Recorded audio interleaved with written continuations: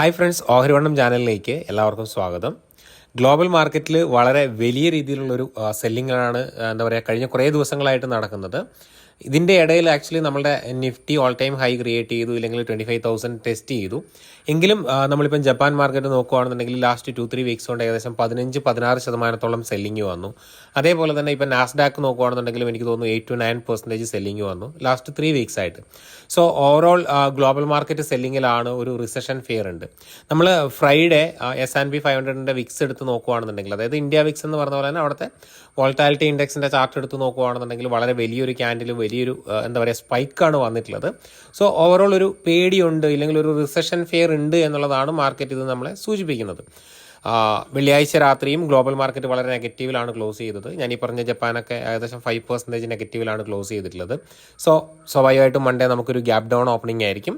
പക്ഷേ എത്രത്തോളം നമ്മുടെ മാർക്കറ്റ് സെല്ലിങ്ങിലോട്ട് പോകും, ഇല്ലെങ്കിൽ എങ്ങനെ റിക്കവർ ആകും എന്നുള്ളതൊക്കെ നമുക്ക് കണ്ടറിയണം. കാരണം കമ്പാരിറ്റീവ്ലി നമ്മൾ ഏത് മാർക്കറ്റുമായിട്ട് കമ്പയർ ചെയ്യുമ്പോൾ നമ്മുടെ ഇന്ത്യൻ മാർക്കറ്റ് സ്ട്രോങ് ആയിട്ട് നിൽക്കുകയും ഇല്ലെങ്കിൽ പിടിച്ച് നിൽക്കുകയും ചെയ്യുന്നുണ്ട്. ഞാൻ ഈ പറഞ്ഞ പോലെ തന്നെ ഗ്ലോബൽ മാർക്കറ്റിൽ കഴിഞ്ഞ കുറേ ദിവസങ്ങളായിട്ട് സെല്ലിങ് നടക്കുന്നുണ്ട് എന്നുണ്ടെങ്കിലും എന്താ പറയുക നമ്മുടെ ഇന്ത്യൻ മാർക്കറ്റിൽ ഒരു സെല്ലിങ് കണ്ടത് നമ്മൾക്ക് ഫ്രൈഡേ മാത്രമാണ്. മൺഡേയും നമുക്കൊരു നെഗറ്റീവ് ഇല്ലെങ്കിൽ ഒരു ഗ്യാപ് ഡൗൺ ഓപ്പണിംഗ് എക്സ്പെക്ട് ചെയ്യാം. അതിനുശേഷം റിക്കവർ ആവുമോ ഇല്ലെങ്കിൽ കൂടുതൽ സെല്ലിങ്ങിലോട്ട് പോവുമോ എന്നുള്ളത് നമുക്ക് കണ്ടു തന്നെ അറിയാം. നമുക്ക് ഏതായാലും അതിൻ്റെ ചാർട്ടുകളും കാര്യങ്ങളൊക്കെ നമുക്ക് മുൻപോട്ട് പോകുമ്പോൾ പരിശോധിക്കാം. അപ്പം പിന്നെ കഴിഞ്ഞ ആഴ്ച നമുക്ക് US ഫെഡ് ഇൻട്രസ്റ്റ് റേറ്റ് ഉണ്ടായിരുന്നു. കാര്യമായിട്ട് നമ്മളുടെ മാർക്കറ്റിനെ ബാധിച്ചില്ല. നെക്സ്റ്റ് ഡേ ഒരു ന്യൂട്രൽ ആയിട്ടുള്ളൊരു ഓപ്പണിംഗ് ഒക്കെ ആയിരുന്നു വന്നത്. ഇനി നെക്സ്റ്റ് വീക്കുള്ളൊരു പ്രധാന ഇവൻറ്റ് എന്ന് പറയുന്നത് August 8 നമ്മളുടെ RBI ഇൻട്രസ്റ്റ് റേറ്റ് ഡിസിഷൻ വരുന്നുണ്ട്.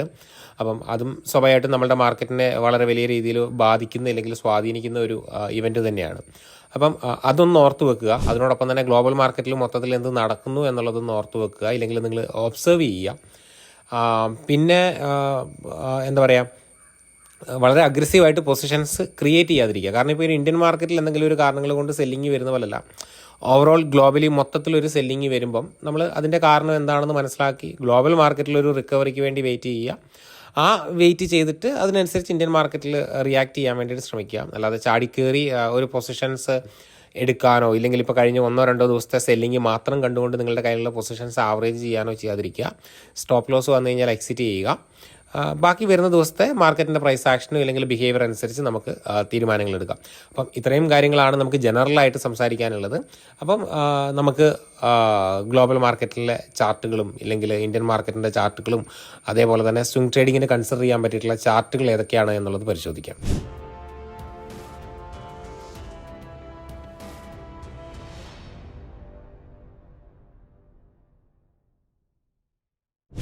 ഗ്ലോബൽ മാർക്കറ്റ് നോക്കുകയാണെന്നുണ്ടെങ്കിൽ ഇപ്പം ലാസ്റ്റ് ഫ്രൈഡേ ക്ലോസ് ചെയ്തിട്ടുള്ളത് ഇപ്പോൾ ഡൗ ജോൺസ് ആയാലും S&P 500 ആയാലും നാസ്ഡാക്ക് ആയാലും എല്ലാം 2% അടുത്ത് ക്ലോസ് ചെയ്തിട്ടുണ്ട്. ഇനി സ്മോൾ ക്യാപ്പ് ആയാലും അവിടുത്തെ 3.5 ആണ്. ഇനി നമ്മൾ ജപ്പാൻ ഇൻഡെക്സ് നിക്കായി ഇല്ലെങ്കിൽ 225 വന്നു കഴിഞ്ഞാൽ 5% അപ്പോൾ നെഗറ്റീവിലാണുള്ളത്. ഇനി ഹാങ്സാങ് വന്നു കഴിഞ്ഞിട്ടുണ്ടെങ്കിൽ 2% അപ്പോൾ നെഗറ്റീവിലാണ് ക്ലോസ് ചെയ്തിട്ടുള്ളത്. സോ ഓവറോൾ നമുക്ക് വളരെ വലിയ രീതിയിലുള്ളൊരു സെല്ലിങ് ഗ്ലോബൽ മാർക്കറ്റിൽ കാണാൻ വേണ്ടിയിട്ട് സാധിക്കും. സോ സ്വാഭാവികമായിട്ടും ഞാൻ ഈ പറഞ്ഞ പോലെ തന്നെ മൺഡേ നമ്മളുടെ മാർക്കറ്റ് വളരെ നെഗറ്റീവിലാണ് ഓപ്പൺ ചെയ്യുക. കമ്പാരിറ്റീവ്ലി നമ്മളുടെ ഇന്ത്യൻ മാർക്കറ്റാണ് വളരെ വലിയ രീതിയിൽ സെൽ ഓഫ് ഇല്ലാതെ പെർഫോം ചെയ്തത് എന്ന് വേണമെന്നുണ്ടെങ്കിൽ നമുക്ക് പറയാം. ഇനി ഇത് ജപ്പാൻ്റെ ഇൻഡെക്സിൻ്റെ ചാർട്ടാണ്. നിങ്ങൾക്കിവിടെ നോക്കിയാൽ ലാസ്റ്റ് 2 ഡേയ്സിലെ സെല്ലിങ് കാണാൻ പറ്റും. ഏകദേശം ഹൈയിൽ നിന്ന് ഒരു 19% അടുത്ത് കറക്റ്റ് ചെയ്തു എന്ന് വേണമെന്നുണ്ടെങ്കിൽ നമുക്ക് പറയാം. ഇതിൻ്റെ കാരണം എന്ന് പറയുന്നത് ഞാൻ ഈ പറഞ്ഞ പോലെ തന്നെ ഒരു റിസഷൻ ഫിയർ ആണ്. ആ ഒരു റിസഷൻ ഫിയർ വരുന്നത് കൊണ്ടാണ് ഈ ഒരു ഗ്ലോബൽ മാർക്കറ്റിൽ ഇത്രയും വലിയൊരു സെല്ലിങ് വന്നിട്ടുള്ളത്. അപ്പം ഇനി വരുന്ന ദിവസങ്ങളിൽ ഇതെങ്ങനെ ബാധിക്കും, താൽക്കാലികമായിട്ടുള്ള സെല്ലിംഗ് ആണോ എന്നൊക്കെ ഉള്ളത് കണ്ടറിയാം. ഇനി നമ്മളിപ്പം നാസ്ഡാക്കിൻ്റെ ചാർട്ട് നോക്കുകയാണെന്നുണ്ടെങ്കിലും നാസ്ഡാക്ക് 100 ഇൻഡെക്സിൻ്റെ ചാർട്ട് നോക്കുകയാണെന്നുണ്ടെങ്കിലും ഏകദേശം ഹൈയിൽ നിന്ന് ഇത് വീക്ക്ലി ചാർട്ടാണ്. ഹൈയിൽ നിന്ന് ഓൾമോസ്റ്റ് 12% തന്നെ കറക്റ്റ് ചെയ്തതായിട്ട് നമുക്ക് കാണാൻ വേണ്ടിയിട്ട് പറ്റും. സോ നമ്മൾ ഇനി ഇവിടുത്തെ വിക്സ് നോക്കുകയാണെന്നുണ്ടെങ്കിൽ S&P 500 വിക്സ് നോക്കുക, വോൾട്ടാലിറ്റി S&P 500 വിക്സ് നോക്കുകയാണെന്നുണ്ടെങ്കിൽ സിംഗിൾ ഡേയിൽ വളരെ വലിയ രീതിയിലുള്ളൊരു 45%ഓളം വളരെ വലിയൊരു സ്പൈക്കാണ് വന്നിട്ടുള്ളത്. അതിനുശേഷം അത് കൂൾ ഓഫ് ആയി ഒരു പരിധി വരെ. എന്നിരുന്നാലും വളരെ വലിയൊരു സ്പൈക്ക് നമുക്ക് കാണാൻ വേണ്ടിയിട്ട് സാധിക്കും. ഓക്കെ, അപ്പം ഇതൊക്കെ ഓവറോൾ മാർക്കറ്റിലൊരു ഫിയർ ഉണ്ട്, ഇല്ലെങ്കിൽ ചെറിയ രീതിയിലുള്ളൊരു സെല്ലിങ് നടക്കുന്നതിനെയാണ് സൂചിപ്പിക്കുന്നത്. ഇനി സെല്ലിങ് കണ്ടിന്യൂ ചെയ്യുമോ എന്നുള്ളത് നമുക്ക് ആർക്കും പറയാൻ പറ്റുന്നതോ ഇല്ലെങ്കിൽ ഈ ഇൻഡിക്കേറ്റേഴ്സ് വെച്ചിട്ട് പ്രെഡിക്റ്റ് ചെയ്യാൻ പറ്റുന്ന കാര്യങ്ങളോ അല്ല.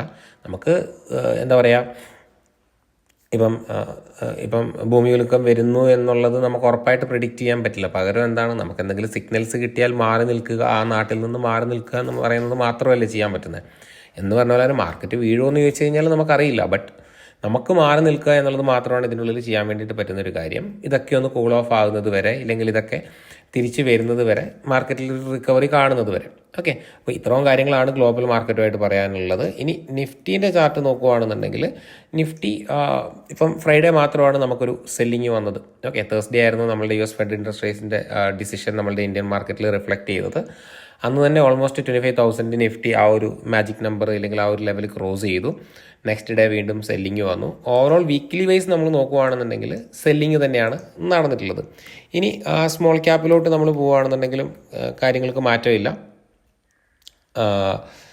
എന്താ പറയുക, സെയിം തന്നെയാണ്. അവിടെയും സെല്ലിങ് തന്നെയാണ് വീക്ക്ലി ബേസിസിൽ നോക്കുമ്പോൾ. പക്ഷേ എന്താ പറയുക, സ്റ്റിൽ നമ്മളിപ്പോൾ നാസ്ഡാക്കിൻ്റെ ചാർട്ടും അതുപോലെ തന്നെ ജപ്പാൻ്റെ ചാർട്ടൊക്കെ വെച്ച് നോക്കുമ്പോൾ ഇന്ത്യൻ മാർക്കറ്റ് സ്ട്രോങ് ആണ്. ഇന്ത്യൻ മാർക്കറ്റിൽ ഗ്ലോബൽ മാർക്കറ്റിൽ നടക്കുന്ന ആ ഒരു സെല്ലിങ്ങിൻ്റെ ഭാഗമായിട്ടുള്ള ഒരു പ്രഷർ ഉണ്ട് എന്നുള്ളത് മാത്രമാണ് നമുക്ക് ഈ ഒരു ചാർട്ട് കാണുമ്പോൾ മനസ്സിലാക്കാൻ വേണ്ടിയിട്ട് പറ്റുന്നത്. അല്ലാതെ ഇന്ത്യൻ മാർക്കറ്റിൽ വേറെ യാതൊരു തരത്തിലുള്ളൊരു സെല്ലിംഗ് പ്രഷർ ഇല്ല. അങ്ങനെ ഉണ്ടായിരുന്നെങ്കിൽ നല്ല രീതിയിൽ വീണേനെ. ഇവിടെയൊക്കെ ഗ്യാപ് ഡൗൺ ഓപ്പൺ ചെയ്തിട്ട് ആ ഒരു ലെവൽ സസ്റ്റെയിൻ ചെയ്യുകയാണ് സ്മോൾ ക്യാപ്പ് ഒക്കെ ചെയ്തത്. സോ ഇന്ത്യൻ മാർക്കറ്റ് സ്ട്രോങ് ആണ്. അതിൻ്റെ അർത്ഥം ചാടിക്കയറി ബൈ ചെയ്യുക എന്നുള്ളതല്ല. പക്ഷേ ഇന്ത്യൻ മാർക്കറ്റ് കമ്പാരിറ്റീവ്ലി സ്ട്രോങ് ആണ്. ഇത്തരം കാര്യങ്ങളാണ് ഇൻഡെക്സുമായിട്ട് ബന്ധപ്പെട്ട് പറയാനുള്ളത്. ഈ കാര്യങ്ങളൊക്കെ ശ്രദ്ധിക്കുക, ഓർത്തു വെക്കുക. പിന്നെ ഈ ഒരു കീ മൂവിങ് ആവറേജിലാണ് സ്മോൾ ക്യാപ്പൊക്കെ ഉള്ളത്. 20 മൂവിങ് ആവറേജിലൊക്കെയാണ്. സോ അത് ബ്രേക്ക് ചെയ്ത് കഴിഞ്ഞ് കഴിഞ്ഞാൽ 50 മൂവിങ് ആവറേജിലോട്ടൊക്കെ വരാനുള്ള സാധ്യതയുണ്ട്. അതുകൊണ്ട് നിങ്ങൾ ഗ്ലോബൽ മാർക്കറ്റ് ഒബ്സർവ് ചെയ്യുക. അതിൻ്റെ സെയിം ടൈം നമ്മൾ ഇന്ത്യൻ മാർക്കറ്റിലും ഒബ്സർവ് ചെയ്യുക. പിന്നെ നിങ്ങളുടെ സ്റ്റോപ്പ് ലോസ് അടിച്ച് പുറത്തായി കഴിഞ്ഞ് കഴിഞ്ഞാൽ പെട്ടെന്ന് എപ്പോഴും എല്ലാ മാർക്കറ്റിലും നമ്മൾ ചെയ്യുന്ന പോലെ ഇങ്ങനെ അടുത്ത പൊസിഷനിലോട്ട് ചാടാതിരിക്കുക. കുറച്ച് വെയിറ്റ് ചെയ്യാൻ വേണ്ടിയൊക്കെ ശ്രമിച്ചു കഴിഞ്ഞ് കഴിഞ്ഞാൽ ചിലപ്പോൾ നല്ലതായിരിക്കുമെന്ന് എനിക്ക് തോന്നുന്നു. ഓക്കെ, ഇനി നമുക്ക് അടുത്ത ആഴ്ച കൺസിഡർ ചെയ്യാൻ പറ്റിയിട്ടുള്ള സ്റ്റോക്കുകളിൽ ഫസ്റ്റ് നമ്മൾ കഴിഞ്ഞ കുറേ ദിവസങ്ങളായിട്ട് പറഞ്ഞുകൊണ്ടിരിക്കുന്ന ഒരു കാര്യമാണ് ഫാർമ സെക്ടറിനെ കുറിച്ച്. നമ്മുടെ ചാനൽ ഫോളോ ചെയ്യുന്നവർക്കറിയാം, ഈ ഒരു ഏരിയ തൊട്ട് ഞാൻ പറയുന്നതാണ്. ഇവിടെ ഒരു ബ്രേക്ക് ഔട്ട് വന്നിട്ടുണ്ട്. ഫാർമയാണ് നെക്സ്റ്റ് ബുള്ളിഷ് ആയിട്ടുള്ളത്. ഫാർമ ബീസ് മേടിക്കുന്നതിനെ കുറിച്ച്, നിഫ്റ്റി ബീസും മേടിക്കുന്നതിനെ കുറിച്ച് നമ്മൾ പറഞ്ഞു. സോ ഓൾമോസ്റ്റ് നമുക്ക് 13% ഗെയിൻ ആണ് ഈ ഒരു ഇൻഡെക്സിൽ നിന്ന് മാത്രം ലഭിച്ചിട്ടുള്ളത്. അതിൻ്റെ അർത്ഥം ബീസിലും നമുക്ക് അതേപോലെ ഫാർമ ബീസിലും ആ ഒരു റിട്ടേൺ കിട്ടിയിട്ടുണ്ട് എന്നുള്ളതാണ്. സോ നിലവിൽ ടോപ്പ് പെർഫോമിംഗ് ആയിട്ടുള്ള സെക്ടർ എന്ന് പറയുന്നത് ഫാർമയാണ്. ഇനി മുൻപോട്ടും ഫാർമ തന്നെ ആയിരിക്കും എന്നുള്ളതാണ് എൻ്റെ വിശ്വാസം. രണ്ടാമത്തത് എന്ന് പറയുന്നത് നിഫ്റ്റി ഐ ടി സ്വാഭാവികമായിട്ടും വളരെ ചെറിയൊരു സെല്ലിങ് തന്നു എന്നുണ്ടെങ്കിലും ഉടനെ തന്നെ ഈ ഒരു ഏരിയയിൽ എവിടെയെങ്കിലും സപ്പോർട്ട് എടുത്ത് തിരിച്ച് കയറാനുള്ള സാധ്യതയും കമ്പാരിറ്റീവ്ലി കൂടുതലാണ്. കാരണം എന്താണെന്ന് വെച്ച് കഴിഞ്ഞാൽ ഇവിടെ സെല്ലിങ് വരാനുള്ളൊരു കാരണം എന്ന് വെച്ച് കഴിഞ്ഞാൽ ഈ ഒരു ലോവർ ലെവൽ മുതൽ ഇത് റാലി ചെയ്യുന്നതാണ്. സോ സ്വാഭാവികമായിട്ടും എന്താണ്, ഒരു റാലിക്ക് ശേഷം ഒരു സെല്ലിങ് നമുക്ക് എക്സ്പെക്റ്റ് ചെയ്യാം. അതിൻ്റെ ഒരു സെല്ലിങ് മാത്രമാണ് എന്നാണ് ഞാൻ വിശ്വസിക്കുന്നത്. അപ്പം നിഫ്റ്റി ഐ ടിയും നിഫ്റ്റി ഫാർമയും സ്റ്റിൽ നിങ്ങൾക്ക് അതിൻ്റെ ബീസോ ETF അതിലെ സ്റ്റോക്കുകളൊക്കെ കൺസിഡർ ചെയ്യാവുന്നതാണ്. ഇൻഡെക്സ് ബേസിൽ സംസാരിക്കുമ്പോൾ PSU ബാങ്കും സ്റ്റിൽ എന്താ പറയുക, ആ ഒരു നെക്സ്റ്റ് പെർഫോമിങ്ങിന് പോസിബിളുള്ള ഒരു സെക്ടറാണ്. ഓക്കെ, അപ്പോൾ ഇത്രയും കാര്യങ്ങളാണ് സെക്ടർ വൈസ് പറയാനുള്ളത്. ഇനി അടുത്ത ആഴ്ചത്തേക്കുള്ള സ്റ്റോക്കുകൾ പറയുകയാണെന്നുണ്ടെങ്കിൽ സുപ്രിയ ലൈഫ് സയൻസ് എന്ന് പറയുന്ന സ്റ്റോക്ക് നമ്മൾ ഇതിനു മുൻപേ റെക്കമെൻഡ് ചെയ്തതാണ്. സ്റ്റിൽ ആ ഒരു സ്റ്റോക്ക് ഇവിടെ ബൈങ്ങിന് പോസിബിളാണ്. ഈ ഒരു സ്വിംഗ് ലോ ബേസിൽ ഇവിടെ വീക്കിലി ബ്രേക്ക് ഔട്ടാണ്. ഈ ഒരു സോൺ വീക്കിലി ബ്രേക്ക് ഔട്ടാണ് 424 ഇല്ലെങ്കിൽ 25 എന്ന് പറയുന്നത്. അപ്പം ആ ഒരു സോണിന് മുകളിൽ നിങ്ങൾക്ക് നിങ്ങളുടെ ലേണിംഗ് പർപ്പസിന് വേണ്ടിയിട്ട് എൻട്രി കൺസിഡർ ചെയ്യാവുന്നതാണ്. ഈ ഒരു ലോയ്ക്ക് താഴെ ഒരു 15% താഴെ പ്രീവിയസ് സ്വിംഗ് ഹൈക്ക് താഴെ പോവുകയാണ് എന്നുണ്ടെങ്കിൽ പിന്നെ ആ ഒരു വ്യൂ നമ്മളുടെ ഇൻവാലിഡ് ആവും. പിന്നെ ആ ഒരു അപ് ട്രെൻഡ് ഇല്ലെങ്കിൽ ആ ഒരു ബുള്ളിഷ്നെസ് പോയി എന്നുള്ളത് നമ്മൾ മനസ്സിലാക്കേണ്ടതായിട്ട് വരും. ഇനി രണ്ടാമത് നമ്മളുടെ ലിസ്റ്റിലുള്ള ഒരു സ്റ്റോക്കാണ് രാധിക ജുവലേഴ്സ് എന്ന് പറയുന്നത്. ഈ ഒരു സ്റ്റോക്കിനെ സംബന്ധിച്ചിടത്തോളം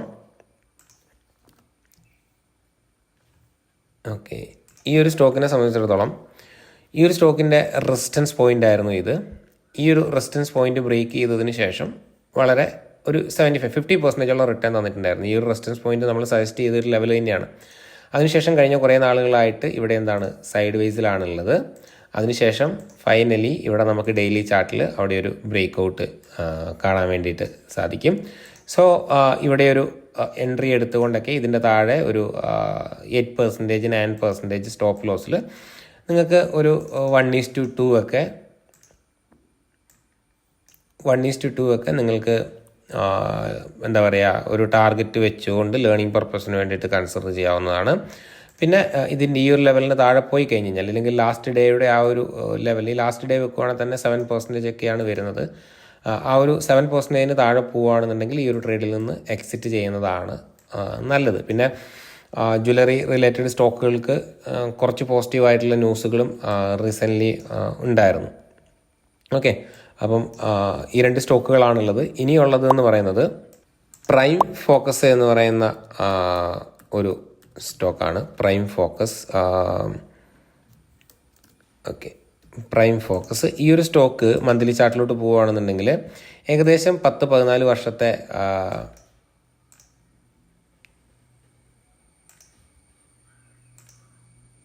ഓക്കെ 10-14 വർഷത്തെ റേഞ്ച് ബ്രേക്ക് ഔട്ടാണ് ഇവിടെ നടക്കാൻ വേണ്ടിയിട്ട് പോകുന്നത്. 2007 ഹൈ ആണത്, ഇല്ലെങ്കിൽ 8 ഹൈ ആണത്.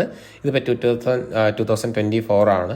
സോ ഈ ഒരു 17 വർഷത്തെ റേഞ്ച് ബ്രേക്ക് ചെയ്യുകയാണ് എന്നുണ്ടെങ്കിൽ മുകളിലോട്ട് പോകാനുള്ള സാധ്യത വളരെ കൂടുതലാണ്. പിന്നെ സെക്ടർ മൂവീസ് ഓർ എൻ്റർടൈൻമെൻ്റ് ആണ്. അപ്പോൾ അതിൻ്റെ പൊട്ടൻഷ്യൽ എത്രയാണെന്നുള്ളത് കൂടി നിങ്ങളൊന്ന് വിലയിരുത്തുക. അപ്പം അടുത്ത ഒരു സ്റ്റോക്കാണ് പ്രൈം ഫോക്കസ്. ഈ ഒരു സ്റ്റോക്കിൻ്റെ ഒരു എൻട്രി എന്നൊക്കെ പറയുന്നത് ഏകദേശം ഈ ഒരു 156 157 ലെവലിനൊക്കെ മുകളിലായിരിക്കും. ഒരു 10-15% സ്റ്റോപ്പ് ലോസ് നിങ്ങൾക്ക് കൺസിഡർ ചെയ്ത് ട്രേഡ് എടുക്കാവുന്നതാണ്. ഓക്കെ, 15 or 20 10-20 ബിറ്റ്വീൻ നിങ്ങൾക്ക് നോക്കാം. നിങ്ങൾക്ക് ചാർട്ട് വീക്കിലിയൊക്കെ എടുത്തിട്ട് അതിൻ്റെ സ്വിംഗ് ലോ നോക്കിയാൽ മതി. ഓക്കെ, സ്വിംഗ് ലോ എത്രയാണ് വരുന്നത്? 20% ആണ് അതിൻ്റെ ഏകദേശം വരുന്നത്. സോ ഒരു 20% സ്റ്റോപ്പ് ലോസിൽ നിങ്ങൾക്ക് ട്രേഡ് എടുക്കാവുന്നതാണ്. പെർഫോം ചെയ്യുകയാണ് എന്നുണ്ടെങ്കിൽ മേ ബി 50 or 100% ഒക്കെ നിങ്ങൾക്ക് 1:2, 3, 4 ഒക്കെ ഈസി ആയിട്ട് അച്ചീവ് ചെയ്യാൻ വേണ്ടിയിട്ട് പറ്റും. ഇനി അടുത്ത ഒരു സ്റ്റോക്ക് എന്ന് പറയുന്നത് JG കെമിക്കലാണ്. ഇതിപ്പോൾ റീസെൻ്റ്ലി വന്നിട്ടുള്ള ഒരു IPO സ്റ്റോക്കാണ് JG കെമിക്കൽ എന്ന് പറഞ്ഞിട്ടുള്ളത്. ഇതിൻ്റെ ഡെയിലി ചാർട്ടിലോട്ട് പോയി കഴിഞ്ഞ് കഴിഞ്ഞാൽ ഈ ഒരു പോയിൻ്റ് അതിൻ്റെ ഒരു റെസിസ്റ്റൻസ് ആയിരുന്നു.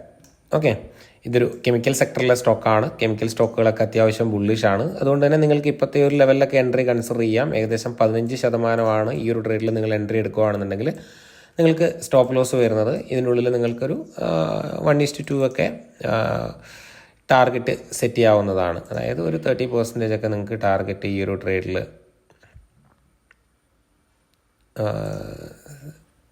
സെറ്റ് ചെയ്യാവുന്നതാണ്. ഓക്കെ, അതായത് 395 ലെവലിലോട്ടൊക്കെ വരും. 300 നമ്മുടെ എൻട്രി വരുന്നത്.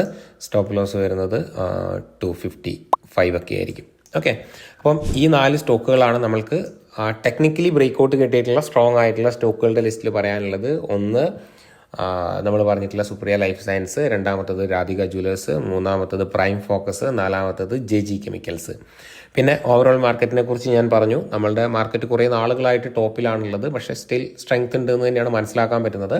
പക്ഷേ ഗ്ലോബൽ മാർക്കറ്റിൽ ഒരു സെല്ലിങ് വന്നു കഴിഞ്ഞാൽ 2, 3, 4, 5, 6 ദിവസമൊക്കെ സെല്ലിങ് വരുമ്പോൾ നമ്മുടെ മാർക്കറ്റ് ചിലപ്പോൾ പിടിച്ചു നിൽക്കും. പിന്നെയും അവിടെ സെല്ലിങ് വരികയാണ് എന്നുണ്ടെങ്കിൽ അതൊരു സീരിയസ് ഇഷ്യൂസ് ആണ് എന്നുണ്ടെങ്കിൽ ഇന്ത്യൻ മാർക്കറ്റിനും സെല്ലിങ് മോഡിലോട്ട് പോകേണ്ടതായിട്ട് വരും. അതുകൊണ്ട് പൊസിഷൻസ് എടുക്കുന്നവരൊക്കെ സൂക്ഷിക്കുക. ഓക്കെ, ഒരു അലേർട്ട് തരാൻ മാത്രമേ നമുക്ക് പറ്റത്തുള്ളൂ. അതുകൊണ്ടാണ് ഇത് റിപ്പീറ്റഡ് ആയിട്ട് പറയുന്നത്. വീഡിയോ കണ്ട എല്ലാവർക്കും നന്ദി. പിന്നെ കൂടുതൽ ആൾക്കാരിലോട്ട് ഈ വീഡിയോസ് ഷെയർ ചെയ്യാൻ വേണ്ടി ശ്രമിക്കുക.